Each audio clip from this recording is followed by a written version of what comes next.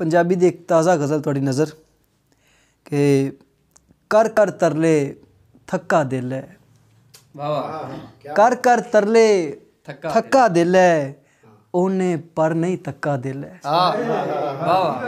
कर कर तरले थक्का दिल है, ओने पर नहीं तक्का दिल है। ते शीशे दे उस पैकर अंदर, शीशे दे उस पैकर अंदर पत्थर वर्गा पक्का दिल है। शीशे दे उस पैकर अंदर पत्थर वर्गा पक्का दिल है। ते मैथू वध के ओनू चावे, मैथू वध के ओनू चावे, मेरा कादा सक्का दिल है। ते ओनू साडी कहानी कोनी, ओनू साडी कहानी कोनी, एवें करदा धक्का दिल है।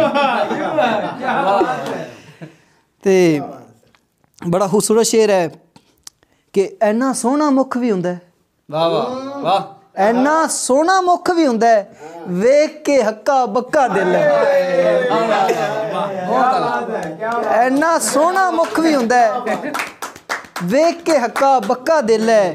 ते हस के ओनू जान चा दित्ती, हस के ओनू जान चा दित्ती, जर्रा भी नहीं जक्का दिल है।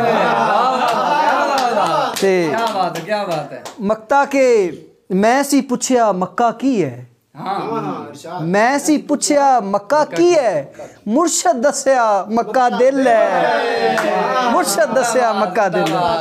क्या बात है, क्या बात है।